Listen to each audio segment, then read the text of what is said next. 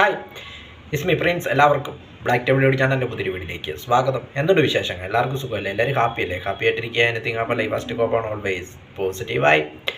കമലഹാസൻ്റെ ഏറ്റവും പുതിയ ചിത്രം തഗ് ലൈഫിൻ്റെ ട്രെയിലർ അണിയറ പ്രവർത്തകർ പുറത്തുവിട്ടു. ഞാൻ കാണുമ്പോൾ ഏകദേശം 1.2 മില്യൺ കടന്ന് ട്രെയിലർ ഇങ്ങനെ മുന്നോട്ട് കുതിക്കുകയാണെന്ന് പറയാം. കമലഹാസനെ കൂടാതെ സിംബു, സിലംബരസൻ, TR ഉണ്ട് ചിത്രത്തിൽ. ഒരു മൾട്ടി സ്റ്റാർ ചിത്രം. മണിരത്നമാണ് ഇതിൻ്റെ സംവിധായകൻ.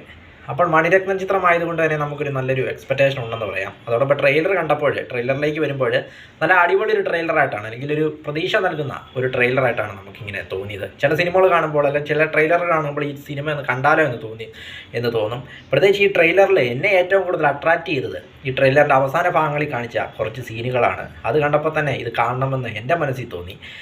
STRഉം അതായത് സിംബുവും കമലഹാസനും കൂടെയുള്ള ഫൈറ്റ് സീനൊക്കെ കണ്ടപ്പോൾ എന്തോ മണിരത്നം എന്തോ സംഭവം ഒളിപ്പിച്ച് വെച്ചിട്ടുണ്ടെന്നാണ് എനിക്ക് അത് കണ്ടപ്പോൾ തോന്നിയത്.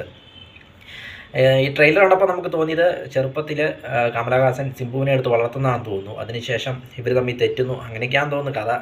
കണ്ടപ്പോൾ ട്രെയിലർ കണ്ടപ്പോൾ അങ്ങനെയാണ് തോന്നിയത്. പിന്നെ ഇവർ തമ്മിലുള്ള ഫൈറ്റ്, ഇവർ തമ്മിൽ തിരിഞ്ഞ് രണ്ടുപേരും പരസ്പരം ഫൈറ്റ് ചെയ്യുന്നു, അങ്ങനെയുള്ളൊരു കഥയാണെന്ന് തോന്നുന്നു. പക്ഷേ അത് തിയേറ്ററിലൊക്കെ നല്ല രസമായിരിക്കും കാണും.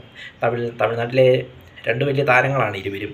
അപ്പോൾ അതുകൊണ്ട് തന്നെ അതൊക്കെ നല്ലൊരു എക്സ്പീരിയൻസ് ആയിരിക്കുമെന്ന കാര്യത്തിൽ യാതൊരു സംശയമില്ല. തിയേറ്റർ എക്സ്പീരിയൻസ് ഒക്കെ ട്രെയിലറിലേക്ക് വരുമ്പോൾ സിനിമാറ്റോഗ്രാഫിയും കാര്യങ്ങളൊക്കെ എനിക്ക് വളരെ മനോഹരമായിട്ട് തോന്നി. രവി കെ ചന്ദ്രനാണ് ഇതിന് സിനിമാറ്റോഗ്രാഫി നിർവഹിച്ചിരിക്കുന്നത്. ഇതിനെ മ്യൂസിക് ചെയ്തിരിക്കുന്ന AR റഹ്മാനാണ്. ചിങ്കിച്ച എന്നുള്ള സോങ്ങൊക്കെ ഓൾറെഡി ഹിറ്റായി കഴിഞ്ഞു. പിന്നെ കമലഹാസൻ്റെ ആ ഒരു എനർജറ്റിക് കാര്യങ്ങളൊക്കെയാണ്, ഈ വയസ്സിലും അദ്ദേഹത്തിന് എനർജിയും കാര്യങ്ങളൊക്കെ നമ്മളെ അത്ഭുതപ്പെടുന്നുണ്ട്. പിന്നെ ഓഫ് കോഴ്സ് സിംബു എന്ന് പറയുന്ന ഓൾറെഡി എനർജറ്റിക്കിൻ്റെ കിങ്ങാണ്, എനർജി കിങ്ങാണെന്ന് പറയാം അദ്ദേഹത്തിൻ്റെ പഴയ സിനിമകളൊക്കെ. അപ്പോൾ അദ്ദേഹം മാനാടിന് അല്ലെങ്കിൽ തിരിച്ചു വന്ന്, മാനാടിലൂടെയാണല്ലോ അദ്ദേഹം തിരിച്ചു വന്നത്. അതിനുശേഷം നല്ല സ്ക്രിപ്റ്റ് സെലക്ഷനും കാര്യങ്ങളൊക്കെയാണ് ഇപ്പോൾ അദ്ദേഹത്തിൻ്റെ പടങ്ങൾ. അതിനുശേഷം ഓരോ പടങ്ങളും നല്ലതായിരുന്നു. അപ്പോൾ അദ്ദേഹം കമലഹാസനും കൂടെ ആദ്യമായി ഒന്നിക്കുന്നു എന്ന പ്രത്യേകതയുമുണ്ട്. മറ്റൊരു പ്രത്യേകത എന്ന് വെച്ചാൽ ഇരുവരും ചെറുപ്പത്തിൽ തന്നെ, അല്ലെങ്കിൽ ചൈൽഡ്ഹുഡിൽ ഏറ്റവും ചെറുപ്പത്തിൽ തന്നെ സിനിമയിൽ അഭിനയിച്ച് തുടങ്ങി എന്നതും ഇരുവരും തമ്മിലുള്ളൊരു സാമ്യമുള്ളൊരു കാര്യമാണ്. അതും മറ്റൊരു പ്രത്യേകതയാണെന്ന് പറയാം. അതോടൊപ്പം ജോജു ജോർജ് ഉണ്ട് ചിത്രത്തിൽ. ജോജു ഇപ്പോൾ തമിഴിൽ പോയി തകർക്കുകയാണെന്ന് പറയാം. കാരണം റെട്രോയിൽ നല്ലൊരു വേഷമായിരുന്നു ജോജുവിന് കിട്ടിയത്. അദ്ദേഹം അത് അടിപൊളിയാക്കി. അതോടൊപ്പം ഇതിനും നല്ലൊരു ക്യാരക്ടറാണെന്ന് തോന്നുന്നത് കണ്ടിട്ട്.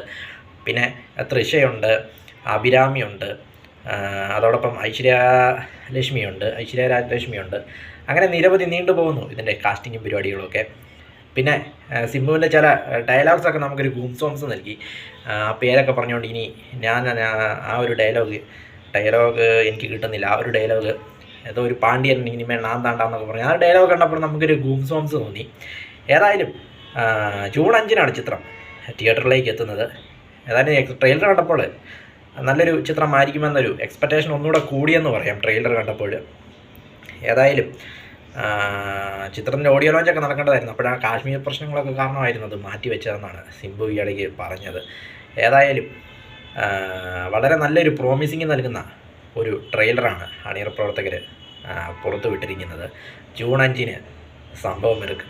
വീഡിയോ ഇഷ്ടപ്പെട്ടാൽ ലൈക്ക് ചെയ്യുക, ഷെയർ ചെയ്യുക, കമൻറ്റ് ചെയ്യുക, സബ്സ്ക്രൈബ് ചെയ്യുക. വീണ്ടും പുതിയ വീഡിയോയിൽ കാണാം. അതുവരയ്ക്കും ടേക്ക് കെയർ, ബൈ.